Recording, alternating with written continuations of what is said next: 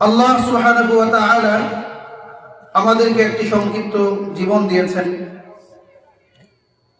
এই জীবনের মূল্য বুঝাতে আল্লাহ সুবহানাহু ওয়া তাআলা কোরআনে কারীমের বিভিন্ন সূরার মধ্যে সময়ের শপথ করেছেন।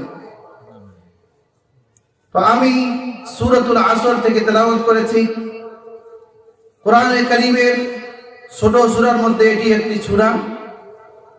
এই সূরা সম্পর্কে ইমাম শাফি রাহমাতুল্লাহি আলাইহি বর্ণনা করেছেন যে আল্লাহ সুবহানাহু ওয়া তাআলা এই সূরার মধ্যে এত মর্ম বর্ণনা করেছেন যে পুরো কোরআনে কারীম অবতীর্ণ না করে শুধু সূরা আসর যদি তিনি নাযিল করতেন, এটি মানুষের হেদায়েতের জন্য যথেষ্ট হতো। বলুন সুবহানাল্লাহ।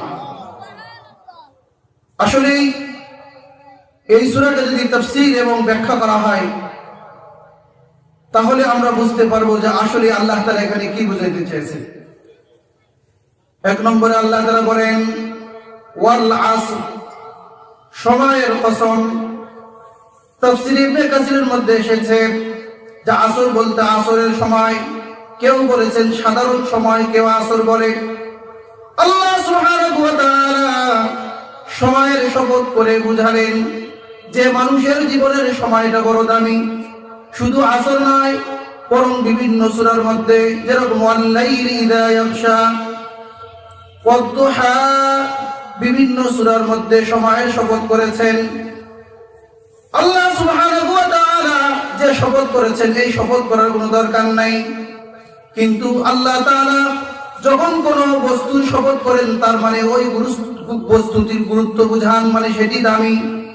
এই সময়ের শপথ করে আল্লাহ তাআলা বলেন ইন্নাল ইনসানা লাফী খুসর, নিশ্চয় সমস্ত মানুষ ক্ষতিগ্রস্তর মধ্যে রয়েছে।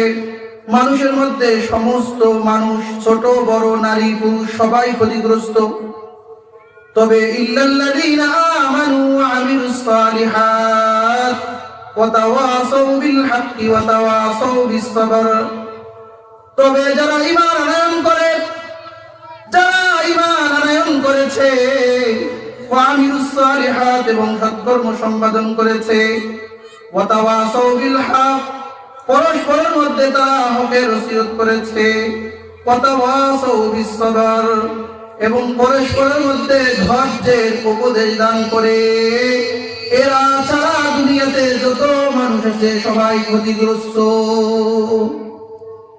তাহলে আমাদের এখন চিন্তার বিষয় যে আমরা এই চার শ্রেণীর মধ্যে